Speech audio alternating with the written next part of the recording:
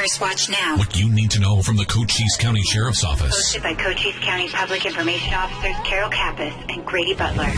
First Watch on 92.3 KWCD. And it's brought to you by Sulphur Springs Valley Electric Cooperative, giving you an inside look into your sheriff's office. I'm Grady Butler, and with me is Carol Kappas, Public Information Officer with the Sheriff's Office, and Sheriff Mark Daniels. Good morning, Cochise County. Hello, everyone. So, Super Bowl Sundays coming up. It is. Chicago Bears, and who are they playing? Yeah.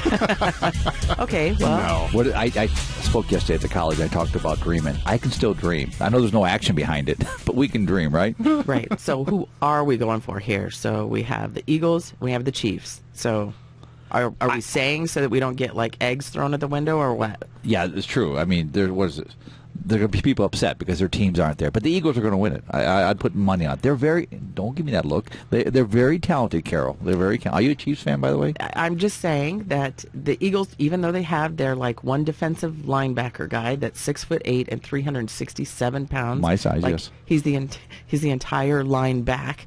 Yeah. So I don't know. I think the Chiefs have a chance. I don't know. You got to understand your quarterback's injured. He's injured. He's been fighting that ankle. So you have. The Eagles are solid right now. They're truly solid. I mean, look what they did to poor San Francisco. I mean, they shredded them. So I think the Eagles are going to walk away from this. And so everybody just prepare for the halftime show. That's going to be the excitement. I'm just happy it's in Arizona. Yes, a lot of people. There's not a lot of hype on that. If you don't say, not a lot of hype that's Right. in Arizona. And I will be up to the stadium Monday morning for an interview inside the stadium. So I'm kind of excited. Now everybody, it'll be trash because everybody will be gone. The party's over. And then here I come. So that's the best time to be, I guess. But I'm doing an interview Monday morning at 7 in the morning up there. They have like the hotels, just trying to scope it out a little bit because thinking about going up there. I'm telling you, you couldn't even find a place to stay. And even the Motel 6s, not saying anything, but the room rates for the Motel 6s were $800 a night. Wow. Yeah, that's one of the reasons I got to leave at 3 in the morning and into Yes. the room because you're exactly right. Because you got the big golf tournament up there. Mm-hmm. I think it's Waste Management golf tournament. Barrett Jackson's weekend, and then you got the Super Bowl. So yeah, big weekend. So it's I still say the Eagles are going to take it away. Well, let's start with some of the things you did last week. You were with the mayor, the newly elected mayor of Sierra Vista, Cleo McCaw. Yeah, he had a celebration. It was almost like a Hollywood event. I got to tell you a funny story, and I'm going to blame my wife on this one. So, No, that's okay. This is good. So we were getting ready, and they asked me to be an encouragement speaker for it, like a speaker. So Nikki asked me, she goes, "Hey, what's the dress?" And I said, "It's informal." And I brought the invitation in because she wanted to see it, and she did not read it. So I think that's where the problem lies. So, like I said in the speech that night, I don't read details unless in a police report, so you can understand. Excuse me. So, long story short is we showed up, and this was a black tie event. I mean, it was very, very formal, and we were both wearing blue jeans. So you can imagine the reception. It was good, but what do you do? But you live it. So, as part of my speech stated, the 200 people there that I told them they did not get the memo. They did not get the memo, but it was good. It was embracing. It was a great event out there. It was done at the door out there by Greer's and well attended, very well attended. Clea's coming in with a lot of fire, a lot of excitement. So we'll see what he takes it forward next 4 years. I wish him well, but he's got the base behind him doing it too. And he's going to make his debut on this show next week, by the way, just so you know. He told me wants to come on the show, so It's great to have the mayor's service on the show. But yeah, he's got a lot of excitement. I really think you're going to see some good things come out of him next 4 years. And and he was an underdog. People didn't see him flying around out there. Remember underdog flying around? You guys can use that. But so here's a guy that people didn't give a lot of thought when he first put his name in the hat, but he brought it together. He brought it together, won the election, and surprised to many. But the bottom line is that's the people's choice, and let's embrace him. Let's see what he can do for us. And one of the things that I think that, you're right, he was working on, but you've been working on diligently, and a lot of eyes are on Cochise County now, includes things like the border. So you were at the NSA in Washington. Seems like you were gone for a week up there, but it was actually 2 separate times. So tell us a little bit about what you were doing. Well, I went to National Sheriff Association has their winter meetings in February every year. So I went out there last Monday. I had a meeting with the federal partners, our Chief Hudak, who's the number 2 for Border Patrol. HSI was there, just a whole bunch of folks, ICE, and folks from DHS, and sheriffs from around the country, and I chair that committee. And so we had a roundtable. What's going on? What's working? What's not working? And one thing that's working is our collaboration. Our partnership with those that wear a badge is very, very strong. If there's anything that's what's going on the border, which is not good. But one thing that has become really good is our partnerships with Border Patrol and our federal partners there. So we had good meetings there, and then I had the opportunity to meet with the FBI director. He wanted to sat down with him, and had a very good talk to him. And I want to share a couple of things that we talked about. One was that more investigative engagement with their office. We have a great partnership with them, don't get me wrong, but when it comes to, we had a significant event the other night where a Border Patrol agent was assaulted 3 nights ago. And so, as any officer that wears a badge, when you're assaulted, you want justice. I mean, just like if, you've seen the news, if an officer does something to somebody that's wrong, they want justice. That works both ways. So, in this case, there was not an immediate response by the federal partners. Again, we got back into that, and so there are some justice coming for this agent. Nobody wears a badge should be assaulted and not have some justice. So we talked about that with the director and I, and then we also spoke about social media, the FBI sharing this message, this enforcement message and awareness message against social media for recruiting, smuggling, and also you can buy fentanyl online. Come on, we got to do a better job than that. And social media, shame on you for allowing that. I'll just say that. And then the last one was, and I asked the FBI director, 229 cops were killed last year, 323 were ambushed. And I asked him, I said, we got to re-engage the federal government back into communities to support local law enforcement, sheriffs and police officers, and anybody wears a badge. And he agreed 100%. He told me this, that any officer or deputy or trooper that's killed in this country, he actually makes the phone call to that agency. And I was really impressed with that. I was really impressed with him. We had a good talk, great talk. We see some partnerships coming forward on that between national sheriffs and the FBI, the director, and his people. So, again, we'll see where it goes. Anytime law enforcement can share a mission, we're doing well for the people. And one of the things you just talked about was social media recruiting, and that's targeted at young people. In fact, we just had a 15-year-old that was stopped for smuggling. Last night, a 15-year-old driving a car without a license. 11 were being smuggled that came across the border illegally, migrants that were being smuggled by a 15-year-old. Folks, I'll say this to you. Know where your kids are at. We're in a time where these kids are being recruited off social media.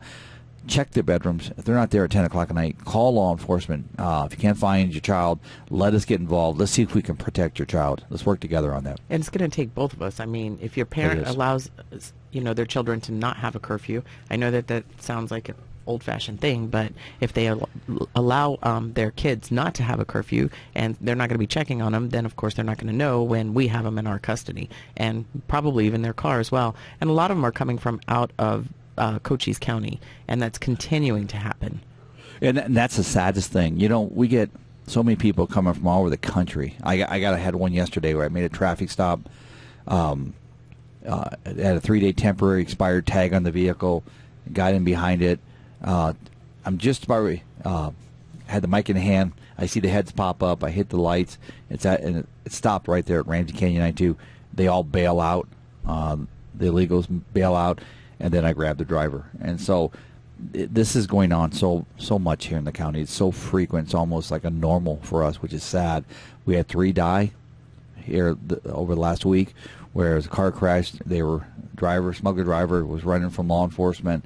There was 9 in the vehicle. 5 were ejected and 3 died. And I was talking to one of the federal agents, and they were talking about this, saying that's a human that's dead out there. And a lot of people say, they're illegal. Bottom line is still a human being. We still have to process that as a death. And it's just, this is so avoidable. We can avoid this if we just do the right thing and enforce the rule of law. And you probably were talking about that, too, in the law enforcement luncheon yesterday that you had in Benson. So what types of things were you guys touching on, and the agencies that were involved? Explain a little bit about what the quarterly law enforcement luncheon is again. This is a luncheon that brings state, local, and federal together. We do it about every quarter. We kind of shut down during COVID, but we come together every 3 months, and we talk about hot topics. It's really, and we share each other in the fact that we always have new agents coming in, new federal leadership. We have Chief Volker out of Benson, the new chief up there. I asked him to host it. He hosted it up there in Benson. So everybody got to meet him. It's just a good opportunity for us to talk to each other, understand Fort Huachuca. Colonel Ives was there, the garrison commander of Fort Huachuca. So we just all talk, and then we talk about what's going on in our worlds. We share that. And then one of the hot topics yesterday was the border. I mean, the pursuits that we're addressing, it's incredible, and it's sad. We had a pursuit with one of my deputies the other day where it was 2 females out of the county. He made the stop. There were drugs in the car. He took off, almost ran over the deputy. They did. She hit the patrol car, damaged our patrol car. They spiked her vehicle. She ended up ramming another sheriff's car, and then we took both of them into custody. And they were on all 4 rims by that time. So these are dangerous events that we're dealing with, and I'll continue to tell the public, you see emergency lights, get off the road. Be vigilant when you're going down the road, because whether we're behind them or not, they still travel at 100 miles an hour. These are deadly bullets coming down the road. So just be very careful right now when you drive anywhere in Cochise County and beyond. And you mentioned if you see the lights to pull over, and Tucson is dealing with a situation like that right now where one of their officers got hit by somebody. He was actually investigating a hit and run, and he got hit, and the people ran. So you have to move over. You just have to move over. We've talked about that on this show, and it's frustrating, and we're going to be doing a detail. I've talked about this. Right now we've been so buried with calls for service and all the border challenges, but where you make a stop and a car they go by and just miss you. Well, they're like a foot, 2 feet from you, going 55 to plus miles an hour.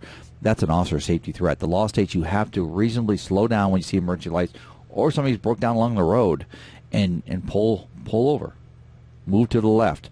But so many people don't. And then when you stop them, why are you stopping me?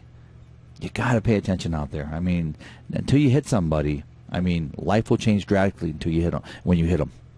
The Cochise County Sheriff's Office just received 2 grants this week. We did. We got the approval for the $6 million, which is 150 radios we're going to give to fire departments around the county, and the rest will go to police departments around the county. It enhances our interoperability, but also it allows us, anywhere we're at outside the county, to talk to dispatch.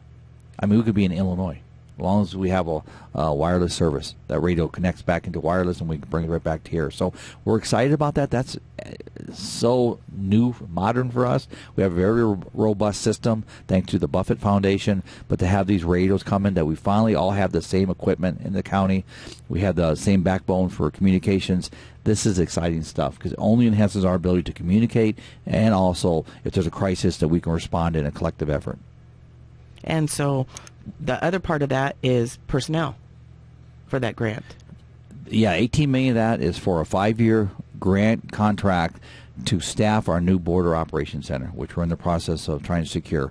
So 36 civilians, I believe it was, that we're trying to hire to work in that center. So if you're interested in a civilian position, you're going to see this coming out very, very soon, because the sooner we can get this up, the better off we'll be. So camera operators, from people, maintenance camera people, to go out and check our cameras, 2 supervisors in there, to include civilian investigators. And again, it's all on the border mission. Our efforts at a local lens to secure this community, keep people safe, and share intel. That's the other thing I talked to the FBI director was, keep sharing intel, enhance that. And speaking to Cochise College about ethics. Yes, I did that yesterday. I had the opportunity to go over to the Nursing Allied Center and talk medical health, whatever the words come together there, but talking about ethics, cultural, and working in a professional environment.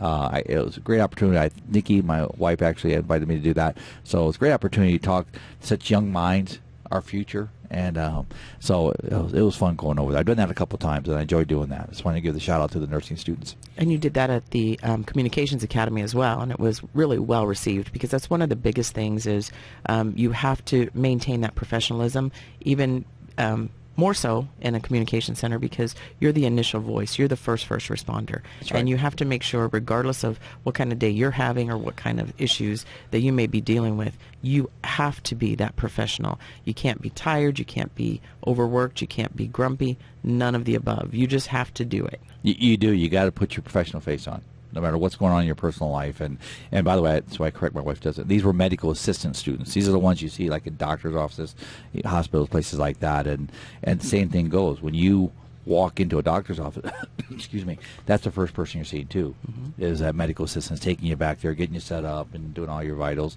So again, it goes back to it is they set the tone. They truly set the tone. So we had a great conversation with them yesterday, and got to mention too, when I was in D.C., President of Cochise College, J.D. Rottweiler, and Jane Strain and Don Hutchison, 2 board members, were in D.C. too for a community college conference. So I invited them. They came over to our border security meeting, and J.D. actually spoke.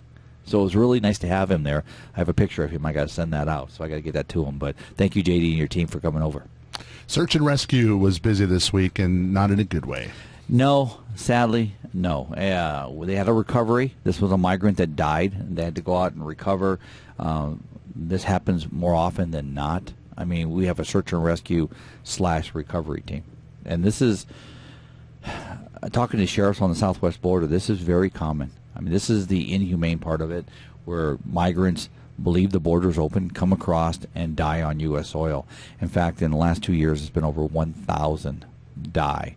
So I share that because you always hear, well, this is such a good thing, this is a good thing. You have 1,000 people. That's like the whole town of Huachuca City going away overnight. Think about that, folks. It's not a good thing. We got to do a better job. And so tomorrow you are going to be busy on another radio show, and you're actually hosting a radio show out of Cochise County, but it's going to be Cochise County centric, including at the commercials. Yeah, so Law Matter Radio on KBOI 1340, 1320, or 1310, I think it is. Just stay in the 1300s, you'll find us. But at 8 o'clock in the morning, Sherry, the host, who's going to be at the Super Bowl, I wish I could have flipped that with her, but she asked me to host her radio show for an hour. So I've invited guests from Cochise County to come up there and talk about the sheriff's office, what's going on in Cochise County. So we're excited about that. So 8 o'clock in the morning on iHeartRadio. All right, and I think you've already talked about your stop of the week. Do you want to reiterate it? Well, let me add this. Remember last week we spoke about the stop of, if you don't, your registration. A lot of people think, well, if I don't get something from motor vehicle or ADOT, that I'll just keep waiting. That's not a defense. This morning, coming to the radio show, vehicle in front of me at the stoplight, expired plates, or run it, and they were expired. Stopped the gentleman, and his plates were expired, but he told me, he goes, well, I never got something from motor vehicle. Folks, you got to check your registration. If you're on this, when you get to your next destination, when you get home tonight from work or whatever, check your registration and make sure they're valid. Because if you're relying on motor vehicle to send you something in the mail, that's not a perfect system. I'll just throw that at you right there. And also on the Sheriff's Facebook page, there's an article about that. It's tips from Sheriff Mark Daniels about license, registration, and proof of insurance. I saw it. I didn't watch it because I recorded it, so I know what I said. Yeah, you knew what you said. Yeah. I just had to throw that out there. But all right, Sheriff Mark Daniels, we thank you for coming and talking to us today, and I hope your team wins for the Super Bowl. They're not there, but we will go for the Eagles, though. All right? Have a safe week, everybody. Carol, who do we have coming in next? We have Adam Curtis. He's the City of Sierra Vista Public Information Officer. First Watch on KWCD Country is brought to you by Sulphur Springs Valley Electric Cooperative. It's First Watch Now. Hosted by Public Information Officer Carol Kappas and Grady Butler. On 92.3 KWCD. And it's brought to you by Sulphur Springs Valley Electric Cooperative, giving you an inside look into your sheriff's office. I'm Grady Butler, and with me is Carol Kappas, Public Information Officer with the Sheriff's Office, and our next guest, Adam Curtis from the City of Sierra Vista. Good morning. Good morning, Grady. It's great to be here. All right. Well, when you come in, there is so much good Sierra Vista information. So let's start with something that's just brand new and you've just released. Is that about Vista Transit? Yeah, absolutely. So Vista Transit, that's our local bus system, will be going fare-free starting March 1st. So this is actually a pilot program that will continue for 6 months through August 31st. And then we're going to reevaluate it and determine if we're going to continue to go fare-free or explore something else. But yeah, for the interim, we're going to prorate monthly passes. So if you buy a monthly pass today, you're only paying to the end of the month because after that it's going to be free. But yeah, the reason we're doing this, it's kind of multifaceted, but a lot of agencies and transit systems looked at this during COVID because you didn't want to exchange money just because there was so much concern about transmission and that kind of stuff. So that actually sparked us to look at cashless systems too. It turns out the cashless systems are very, very expensive and dramatically dramatically exceed what we get in fare revenue.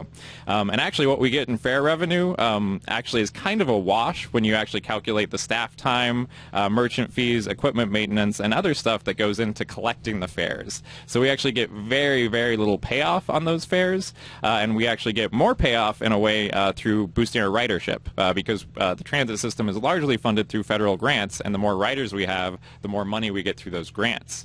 So we hope this boosts ridership a little bit. We're also really short-staffed at the transit system, so if someone with a CDL license and want to be a bus driver, oh my goodness, we could use you. It's just an area that, nationwide is actually really tough to staff right now. So this will help us operate a lot more efficiently, alleviate some of the burden on our existing staff, and also make the experience, obviously free and nicer for our patrons and riders as well. So just to reiterate, grant money will be paying for the buses from now on. It's not coming out of tax money or... Well, so the transit system is subsidized by tax money too. Okay, it is. So yeah. So it's heavily funded by federal grants, but then it also is subsidized by the general fund. And transit is not a moneymaker anywhere. Right. Just spoiler alert. So fares itself actually makes up a very small piece of that pie. And like I said, the costs associated with that, when we kind of did the analysis, are very close to what we actually collect in fares. So by doing this, we can kind of run the numbers and see what happens in terms of, do we get some more people riding? Do we kind of boost those numbers? And does this kind of work for the future? But for now, this is what we're doing through from March 1st through August 31st, and then we'll see what we're doing after that. But yeah, like I said, if you're a bus driver looking for a job, we're also definitely hiring right now, and it's actually it's a good job. It's just tough to find people with CDLs. It's a really competitive area right now, and for that you actually need a CDL with an add-on to also have passengers and stuff like that. So if there's folks like that in our community that are looking for a part-time job, full-time job, we'll take you. And it's a fun team over there, and we could definitely use you guys. And you can apply at the Sierra Vista website? Yeah, sierravistaaz.gov. Just look for the jobs link, and you can then check out the postings and apply through that portal. Now, tomorrow is a fun event with Sierra Vista Animal Care and Control. Yeah, I love that the Animal Care Center's anniversary coincides with Valentine's Day, because they always theme this open house both for their anniversary and for Valentine's Day. It's always very cute.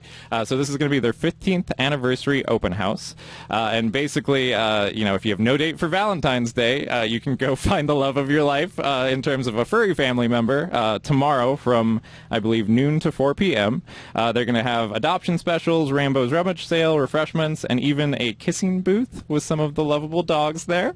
So it sounds super adorable, and if you need an extra reason to go or just some fun video to watch, check out the Nancy J. Brewer Animal Care Center Facebook page. Go ahead and give it a like or a follow as well. But we posted a bachelor-style competition video there that is really fun, and the animal care staff really got into it, and it's really cute. So you should definitely check that out, regardless of whether or not you're going to the open house. But yeah, they have a lot of awesome pets there that are super adoptable and lovable, and everyone should check out the Nancy J. Brewer Animal Care Center all the time, but especially noon to 4 p.m. tomorrow. That's Saturday, February 11th. And coming up, you've got the Sky Islet Summit Challenge. Yeah, so we just activated registration for the 6th annual now Sky Island Summit Challenge. That's going to be on Saturday, May 27th. That's Memorial Day weekend, so it gives you a good reason to stay here in Sierra Vista for Memorial Day. And you can choose 1, 2, or 3 peaks in the Huachuca Mountains. It is definitely a pretty tough hike. The one peak isn't too bad. I think it's like 10.8 miles, but if you get to the 2 or 3 peak, that is tough. But it is an awesome adventure. I love going to take photos of that event. It's one of my favorite things to do. If you want to register, head to active.com and just search for Sky Island Summit Challenge, and you'll find the registration links. You can also find stuff on our website and on all our social media and all that good stuff. That is one of my favorite events we do and is super, super fun. And it is paired with another event we do that same day, Saturday, May 27th, and that is our annual Wine, Beer, and Spirits Festival from noon to 7 p.m. in Veterans Memorial Park. So that'll have live music, wine, beer tastings, food for sale, some art and stuff. We partner with the Huachuca Art Association to have a little art component to that too. It's also just a really cool, fun event, and you can squeeze them both in one day, but it is a long day, particularly if you do the 3-peak. I've seen people do it, but they are in good shape. But yeah, you actually get a couple free beer tastings or beer pours in your Sky Island Summit Challenge pack or swag bag for the Wine, Beer, and Spirits Festival. But advance tickets and tasting tickets are available at eventbrite.com. That's eventbrite.com, and then search for Wine, Beer, and Spirits Festival, and you can get your advance tickets for a little cheaper than at the gate for that event, and then plan to spend your Memorial Day weekend here in Sierra Vista, and maybe invite your friends and family from out of town, because it's an awesome weekend to find out why it's so good to live here. And Adam, whenever you're here, I like to ask about current plans that are going on in the West End or city facilities or any upgrades that we have in the city. So what do you have for us this time? Yeah, so we're really in the midst of completing this second phase of a huge energy initiative with Schneider Electric. And this is the second phase because the first phase we did with them, we upgraded a bunch of stuff. But basically, how it works is we save energy. That helps us pay off the financing on kind of a bundle of a bunch of really cool projects. But it's also really helped spur our sports tourism efforts and improve our fields for local folks. So that's why we were able to upgrade 2 of our big soccer complexes and bring in about 28 additional tournaments between 2019 and 2021 due to that first phase, which has brought in an economic impact of at least $3.3 million into the community, we estimate. So this phase 2 does a lot of the same things. It helps us catch up on deferred maintenance, but it also does some really cool stuff at our sports fields and sports amenities. So folks have seen the work going on behind the old Apache Middle School, I'm sure. Along MLK, you can really see it. But that old track and football field are being completely redone, modernized, state-of-the-art, with bleachers that can seat thousands of people, a couple thousand, I forget the exact number. And then all those sports amenities around there being improved and reconfigured, new LED lighting that's way more energy efficient. So some very visible, awesome upgrades underway in those areas. But particularly this month, I want to mention the Cove, because the Cove has been closed for a couple months, and there's maintenance going on there. But as part of this energy initiative, we're also making some cool improvements there. And basically, we're replacing all the pumps, all the filters, and bringing chlorine operations in-house. That basically helps us save some money and resources and staff time, while also saving a lot of water and improving the water clarity there. Between that and also another component of the project, there's a lot of components to this project, the other component is smart irrigation at all our city parks and ball fields and stuff.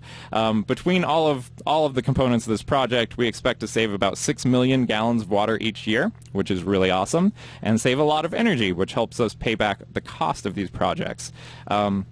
Aside from that, people see the solar-covered parking lots going up. That is also part of this project. They're at City Hall, the police department, library, and the Cove. And I want to remind folks the Cove reopens after February 24th. We're currently on schedule for that. So this Cove is an awesome aquatic center. We're going to have a tsunami night style party in the spring, as we usually do. We have a wave machine. If folks haven't been there, it's really cool. The wave machine was actually replaced as part of the phase 1 of this project with Schneider Electric, and it was right-sized to use some less energy and that kind of thing. But it's really uncommon for communities of our size to have an aquatic facility like this. So after February 24th, it'll be reopened. Really a good time to go check that out, as hopefully the weather eventually warms up into the spring. And aside from that, there are a couple other cool components. The EV chargers, people really like to talk about EV chargers. It's just a trendy new thing. And a lot of the folks that have come down for tournaments have actually asked, where do I plug in my car? So it's something that we've responded to because, it's just a growing trend. So EV chargers are being installed at the Veterans Memorial Park Sports Complex. That's the area behind the old Apache Middle School, current Rothery Educational Services Center, Stonefield, the library, and Sears Center Park. Those will go online soon. We are waiting for literally one component, I think. So it's just waiting on when that gets shipped. I hate to cite supply chain issues, but that's what it is. So we will share the news of when those EV chargers go live when we know. But that is kind of the the last exciting component, there's a couple other things going on, some improvements at the airport, and then I work at City Hall, so there's a roof replacement for City Hall, so I'm personally pretty excited about that. But doing a project like this enables us to tackle a lot of needs all at once without adding any additional tax burden on local residents. So that's something really important to clarify, is that, you know, this wasn't the type of bond that has to go to local voters and then be paid for by local taxpayers. We're actually in a really good situation with our debt service. We just paid off a lot of our old big bonds, and we're in a good capacity to take this on. And then because it's an energy initiative and there's a performance guarantee that we're going to save at least this amount of energy, if we don't realize those savings, Schneider is on the hook for those costs. So we have a guaranteed amount of energy savings that then helps us pay it off over time.